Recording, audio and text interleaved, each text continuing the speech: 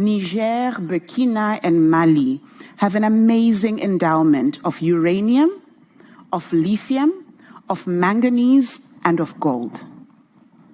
When people talk about critical minerals, these four are among those that are mentioned.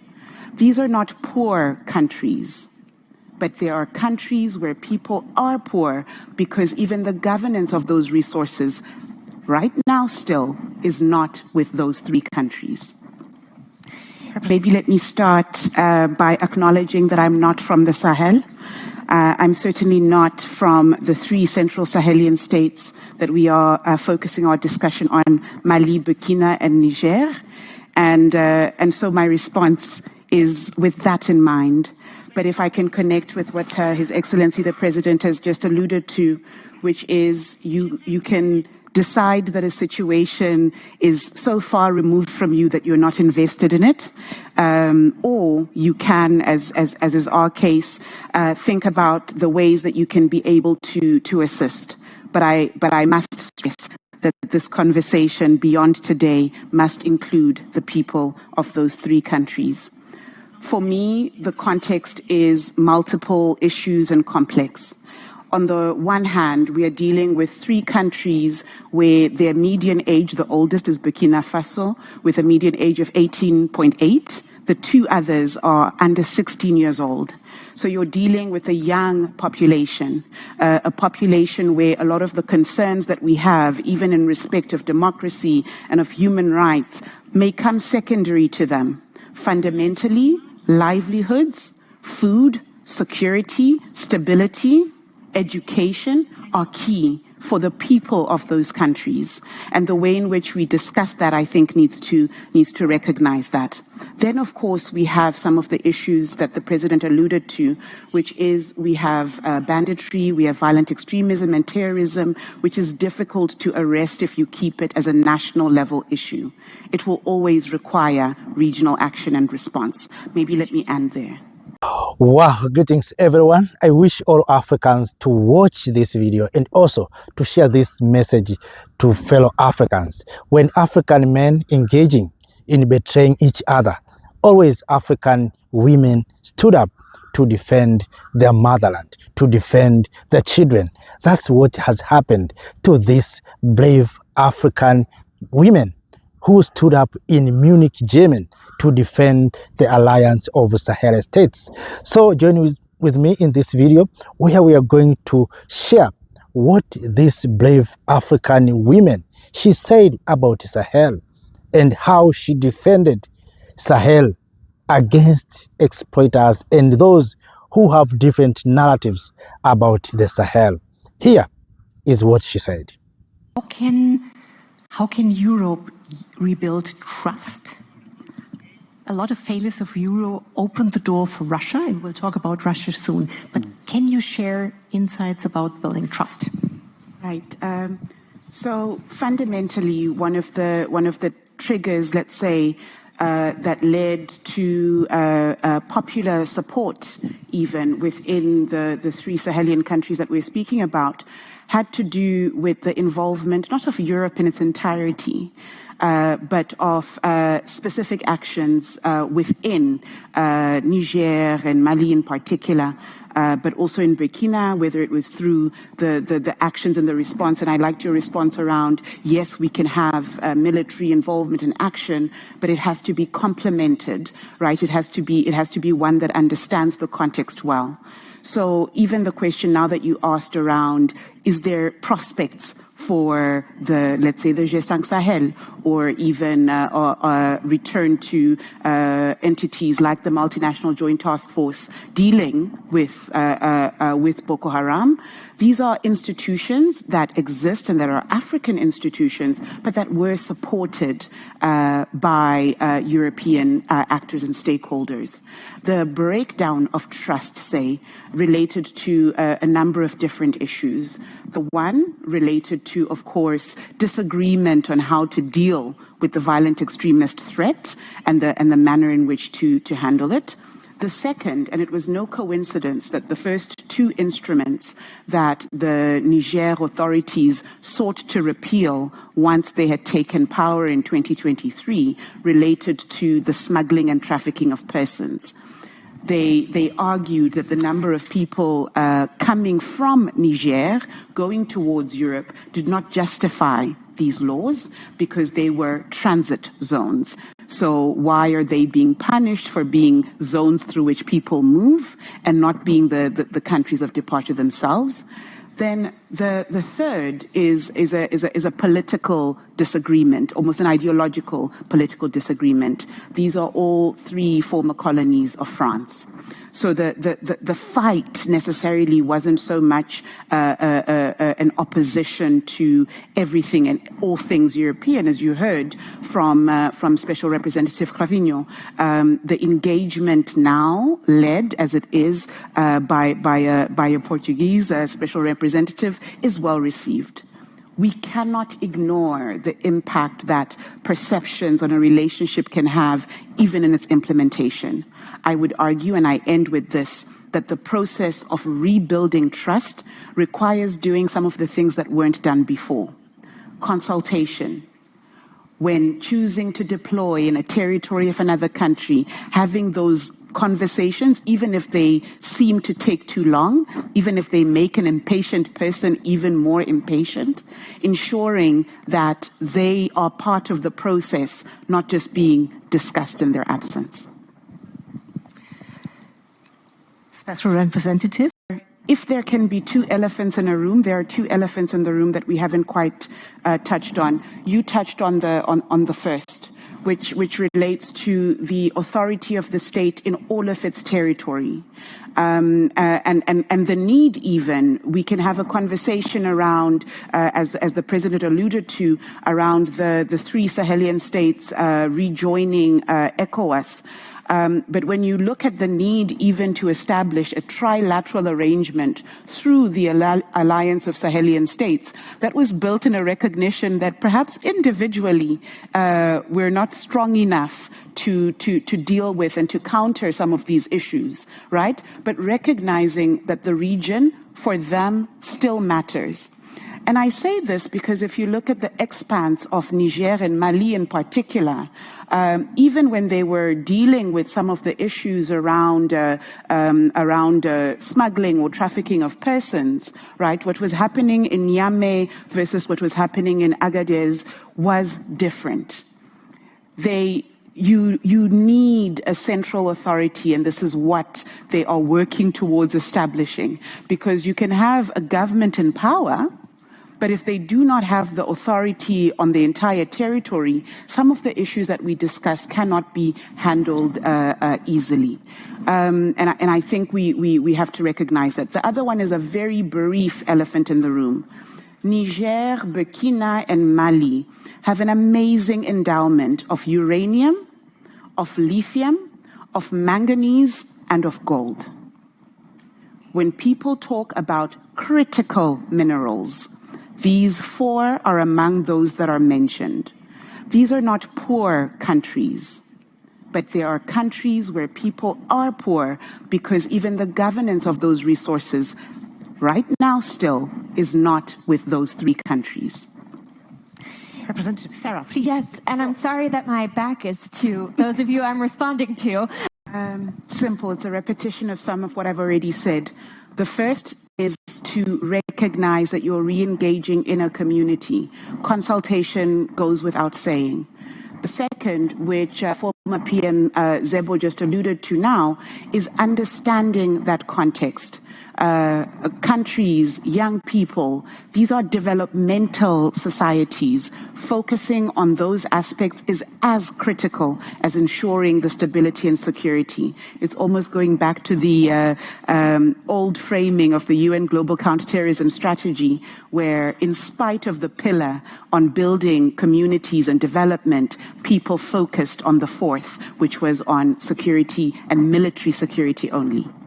Thank you. Thank you for being with us. Wow, welcome back. All in all, Europeans want to come back to Mali, Niger, and Burkina Faso. They have appetite of resources found in those countries. They want our uranium, they want our gold, they want our lithium, they want all critical minerals that are found there. That's why you see they are sponsoring destabilization in those countries. Sometimes we Africans, we think that there's jihadists, there's these people who are destabilizing, it's Africans. No, behind all those things, there are people who are causing this trouble purposely to make sure that Africa is going to be destabilized, for them to come up with what they believe solutions. They come up by saying they're coming to train our people, to support us, to fight jihadists, but at the end of the day, they want our resources. Before moving too far, let me also share what the former Prime Minister of Burkina Faso, who is working with Paul Kagame as an atomic agency specialist, said in that summit. Here is what that man said. Introduce yourself. Thank you. Thank you. I'm from Burkina Faso and Rwanda. I happen to be a former Prime Minister of Burkina Faso, and I'm now chairman of the Rwanda Atomic Energy Board and advising President Kagame on energy. But I'm still in Burkina. I'm not an exile, by the way. I'm going to Burkina next week. I just want to make that clear. It's important because I was traveling with the EU ambassador to the Sahel from Burkina Faso. I just want to make sure people understand that I'm not on exile. But one thing I wanted to say, we talk about re-engaging in Europe, how Europe can re-engage with the Sahel. First, forget about Russia. I don't think it's a matter of Russia is there, we should be there. That has nothing to do. And then I want to come back to what our French colleague said. It's true, there was a presence, but what has changed? We're talking about a young population in this region. If you look today, what's happening with Russia, China, Turkey, we shouldn't forget those countries. Many students from those regions are studying in Turkey, Russia, and China for the past 10 years or more. But we have less and less students that are able to study in Europe for reasons that you know. If you have a young population, we live in the world of perception. Whatever you do, if you don't engage the youth with allowing them to come and exchange with your young people, to learn from your technology and then go back, you're basically creating a setup where you exclude yourself from those who matter in that region. I think that's an aspect that I want all of us to take into account. It's not only about security, bringing forces, that's not what will solve the problem of terrorism or whatever in the Sahel region. I think this is something that I'm urging, and then I've been talking to many in Europe here. Germany, for instance, has remained engaged in some of the countries in the Sahel. I think that's a good thing. Because if you are engaged, people will remember. In our culture in Africa, I will always remember the people who have been with me in difficult times. But if you leave, and then I manage, I forget about you. And then I take others. It's a void that was left by the European that others have occupied. And then I just want to make that as an addition to what the panel members have said. Thank you. Thank you so much for that. Wow, that is the former Prime Minister of Burkina Faso. But he was not alone. Also, the president of Sierra Leone, who is the chair of ECOWAS, also was there. Let us now listen what the chair of ECOWAS, the president of Sierra Leone, said about the issue of Sahel. Let us now listen. Thank you very much. The situation in the Sahel is no longer just a Sahel thing. It is a regional crisis, and it must be viewed with that lens. We call it a crisis of convergence because multiple factors are actually leading or driving the crisis as it is. And because it has possibility of engulfing the whole sub-region, we say that when we think about resolving that crisis, we should not have just a Sahel-specific or Sahel-only solution. We say that when we think about resolving that crisis. We should not have just a Sahel-specific or Sahel-only solution.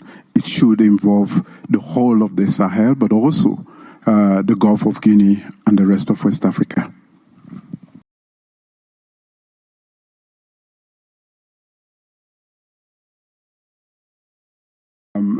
There are mitigating measures to always protect the citizens wherever we have this conflict, and to follow up immediately with sustainable development activities after military action, because military action is not sustainable, and without a follow-up of economic activities that can keep the people busy, then that they can benefit. And above all, the youth bulge or demographic momentum that we have in West Africa must be channeled properly.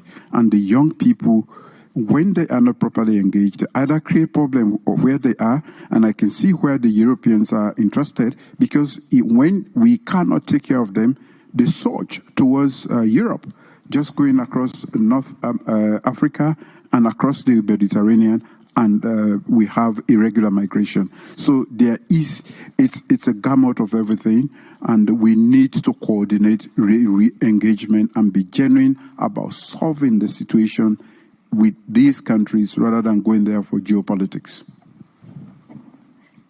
Who's first? I guess, what I hope people take away from this conversation.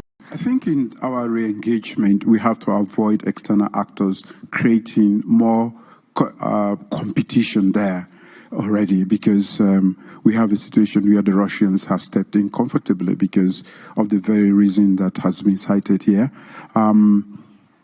These countries needed a solution, and the Russians were first to provide them, and that is why I've engaged them severally.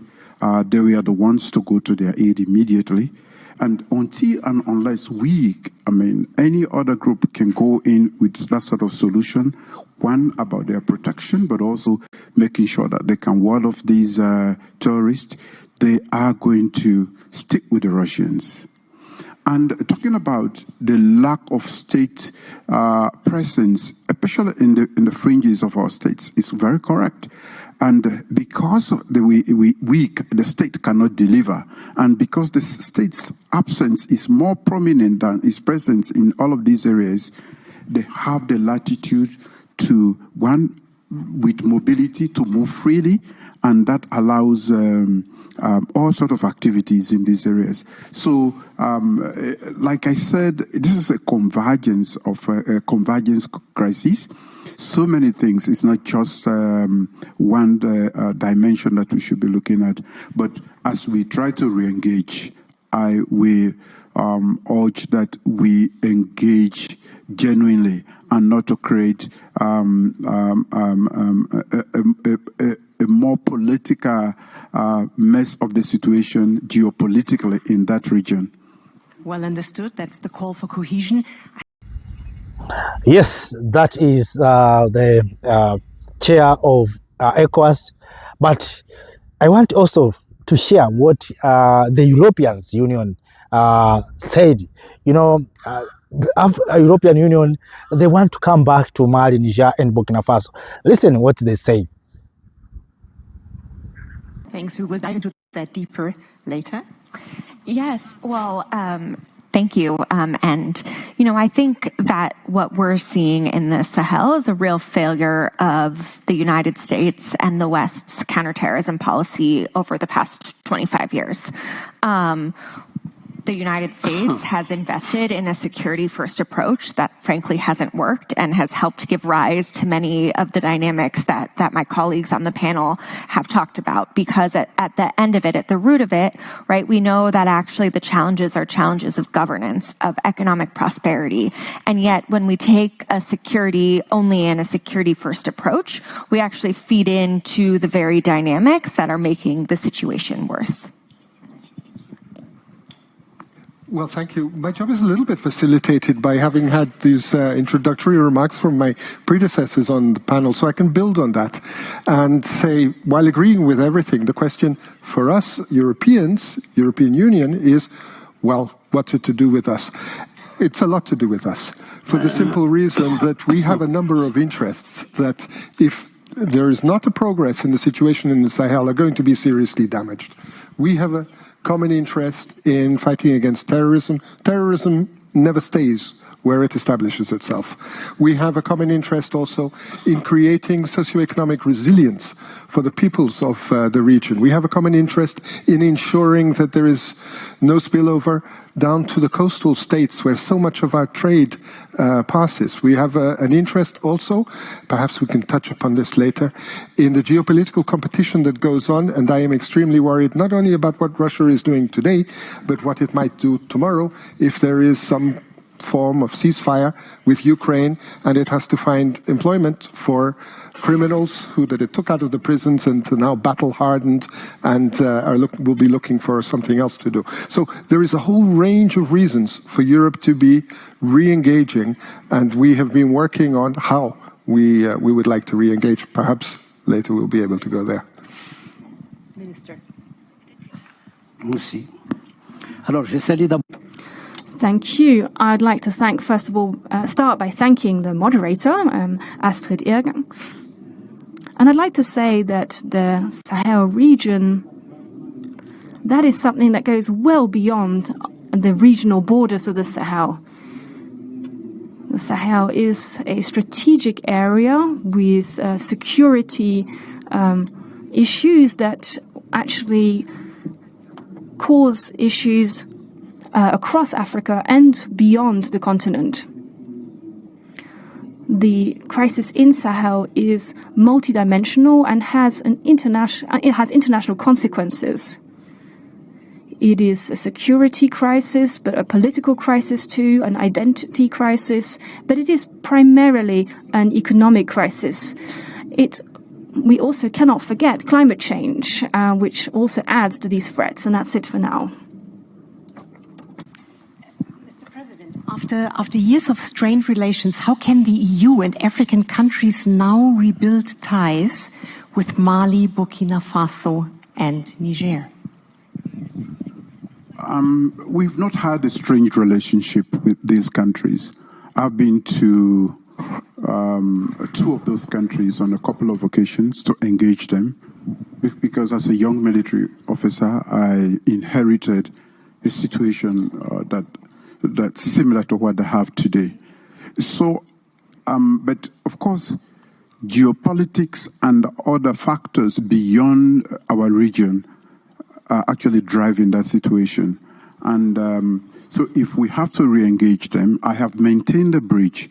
I was in Burkina Faso. I've been to Burkina Faso twice to engage the leadership. I've been to Mali. I've not been to Niger. So I have a bridge across which I can actually walk comfortably to engage them.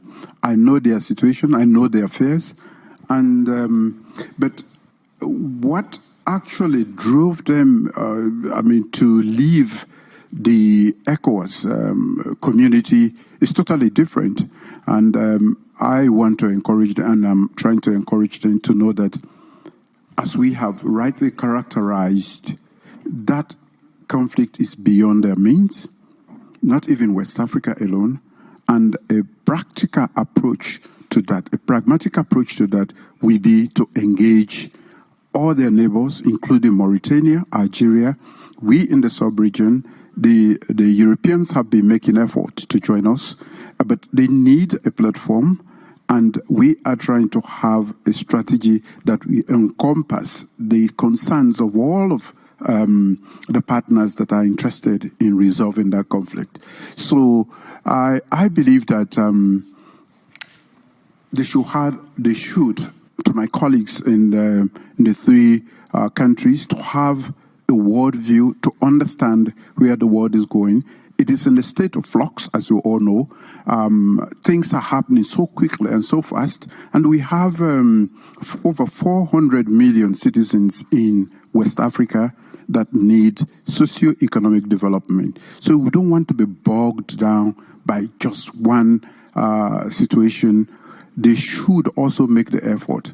And as we are making effort to engage them, they should be receptive to what we are proposing to them, because it is in our general interest in the sub-region not only to resolve this, but also the benefits to like economic integration across West Africa. 470 million, that is a sober market for us to use as the basis for going forward. So we are very much poised. We won't give up on them. We hope that they can understand. And we also, as we try to engage, we should bear in mind the fact that we don't go and think that the old order of doing things. We should bear in mind the political realities of today, which should actually define our relationship with these countries.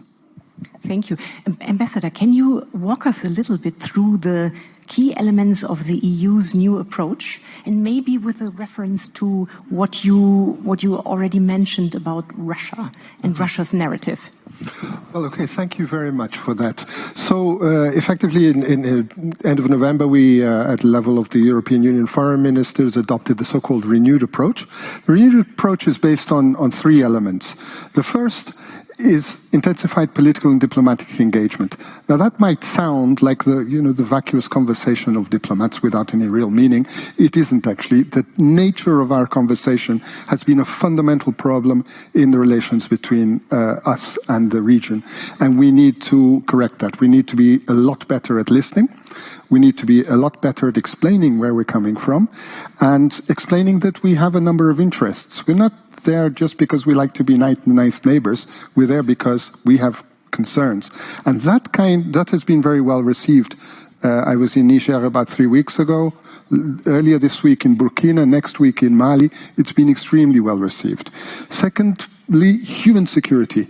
3 military regimes came to power saying there's a security problem, we're military, we know how to deal with it. Now they're all saying, actually the problem is much more than military. We need to have an integrated approach. Sarah Jacobs was talking about this as well, and President Bio. And this is, I think, recognized. Our suggestion is, okay, let's work together with you on community-based justice, on issues that are responding to access to basic social services. This is what stops people from joining, being recruited into the ranks of terrorist groups. And thirdly, socioeconomic resilience, creation of employment opportunities, infrastructuring, small access roads so that people can get produce to market. So these three elements, political diplomatic engagement, human security, and socioeconomic resilience, I think give us a lot to work on. I'm happy to spend the next hour, but I don't want to abuse. I would love another moment if there is a chance to come back to Russia, though. We will come back to Russia, but let's first turn to the US. Listening to what the EU is planning, what, in your point of view, should US policy be in the Sahel going forward? Or how does Congress plan to engage with this issue? Can you share a little bit? Sure. So, I think in order to think about what we need to do going forward, we really need to reckon with the failures of our past approach. In a lot of these countries, the U.S. would go in, we would train an elite special forces unit often, because our own system is so mismatched in terms of how much resources our Department of Defense gets versus our diplomacy and our development. We would put in a lot of resources to the military side without any of the requisite sort of governance approaches. And then we were surprised when all of a sudden that mismatch that we exported turned into coups. And so I think it's important that we first recognize the role we played and the problems and failures with our strategy to this point. And then, moving forward, I think it's about maintaining relations. I think we should have diplomatic relations with everybody. It's about understanding what partnership really looks like and means. I appreciate the three sort of areas that the EU is focused on. I think it's partially about us recognizing that at this moment, it feels very hard for us to go into other countries and lecture them about human rights and how they should be respecting their populations when we see what's happening both within the United States and among our allies. And I think it's also about not just letting the fact that Russia is there dictate that the United States needs to engage in a certain way. I think too often we think that we have to engage in a certain way because Russia or China is there. And I think that actually leads our foreign policy in a really dangerous direction.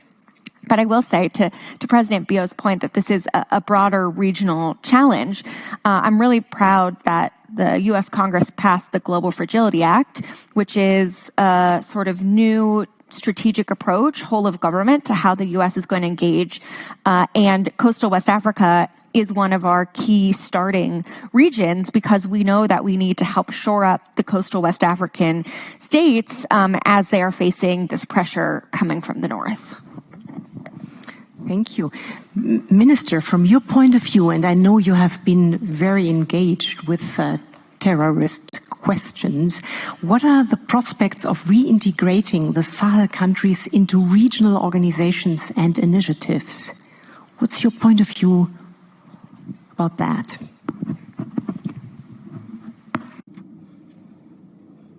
Welcome back. You heard of, I think, almost those speakers, almost 4 speakers, if not 5, who spoken about the issue of Sahel.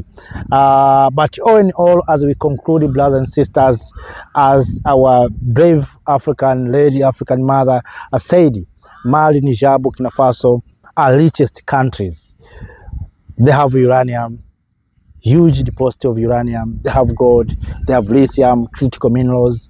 So these Europeans, they want to come back. Now they're saying Russia is coming to Mali, Niger, and Burkina Faso. They want to count Russia. The issue here is not about Russia. The issue here, it is themselves who want to come back to Mali, Niger, and Burkina Faso. You know, now they're blaming Russia because when they abandoned Mali, Niger, and Burkina Faso, Russia came in and Russia supported these countries. So Russia always has become a friend of African countries. I remember Russia trained freedom fighters. Russia helped many Africans and African nations to attain independence, even to fight colonialism. So Russia is the best friend of Africa. Yes, Africa, maybe Russia has its own interest in Africa. They want also resources, but it is not like the Europeans. Europeans have exploited us, destroyed our culture, and taking our resources. As I speak to you now, Europeans still holding our artifacts, and they are not ready to give us our artifacts. So, and they want to tell us that Russia is a problem. Russia that, China that.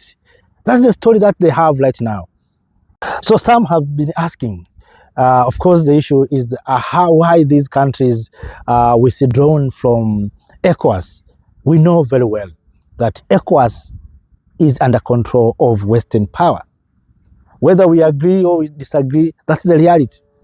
You know, last year when young soldiers in Benin decided to take their control, try to overthrow President Talon of Benin, it is Emmanuel Macron, the president of France, who called President Tinubu to deploy troops in Benin, even before the Congress of Nigeria to approve.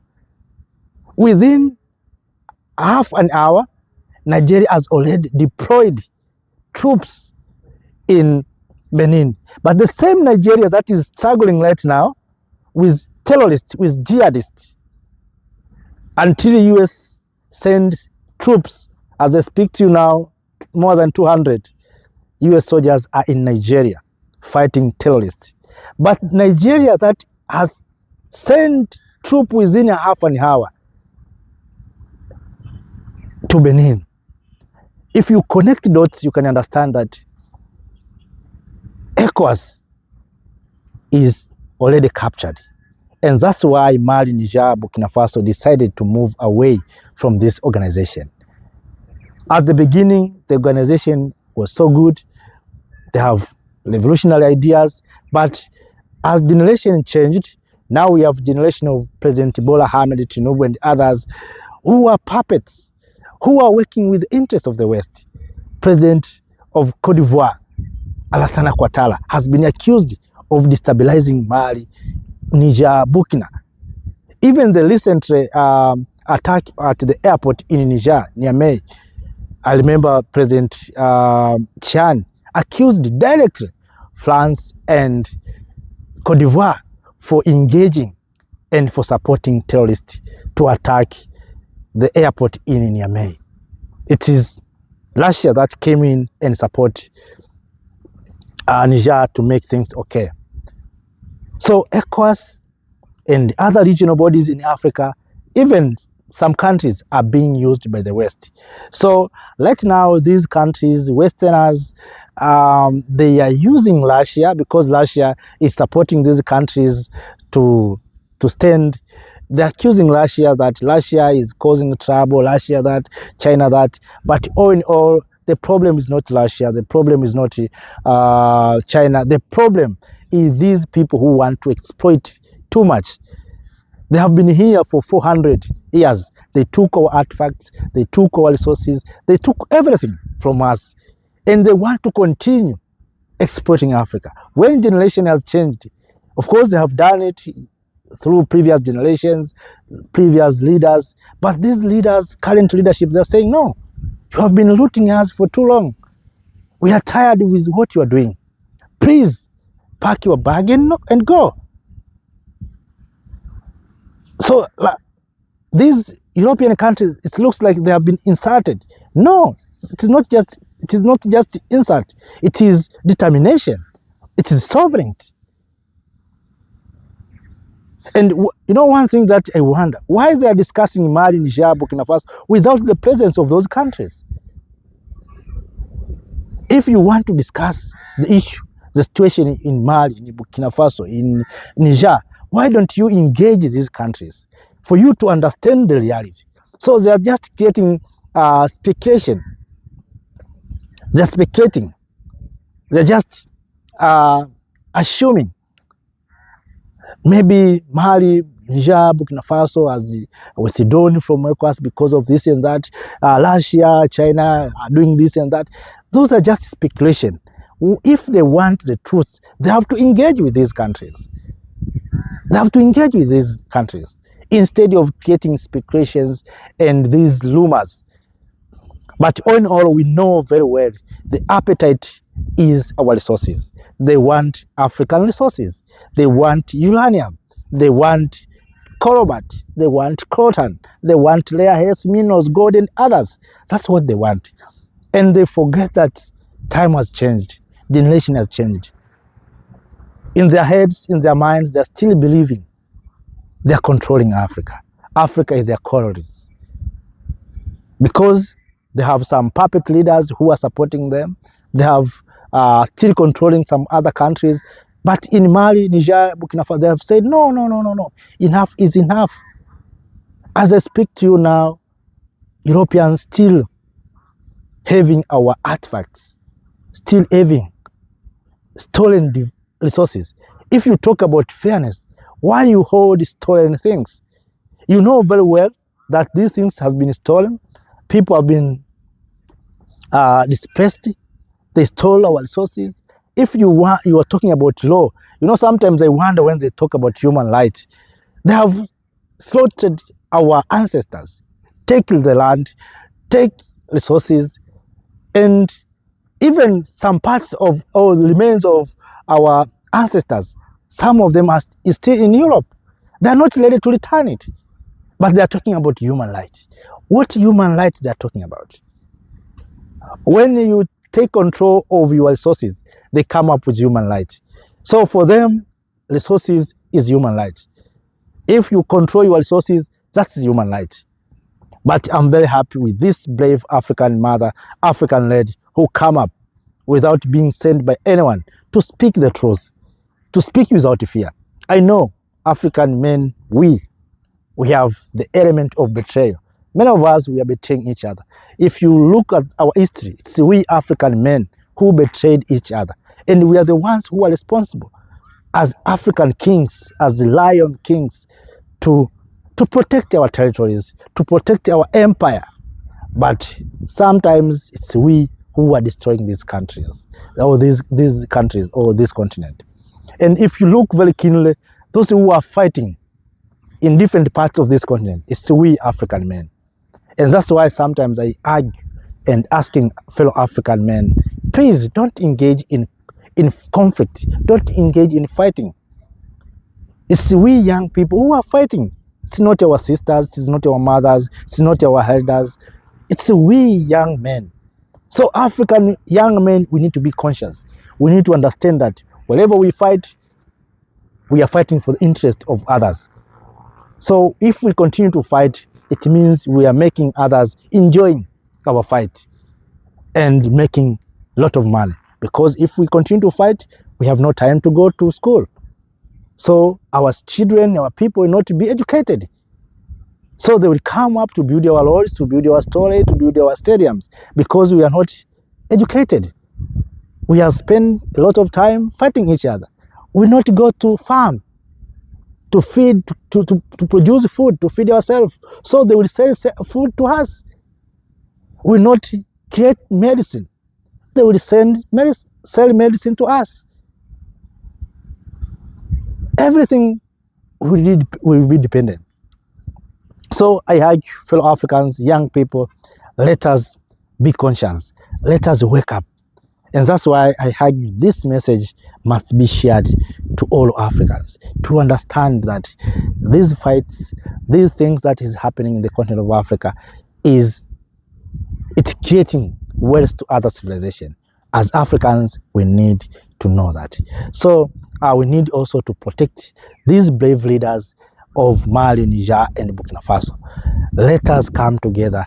We young people, I know old leaders, we have a lot of old leaders who even to walk it is difficult. I saw one day President Bola Ahmed Tinubu falling down in Turkey. And what a shame to us. But those are leaders that we have. We have leaders who are too old even to think properly. It is difficult for them.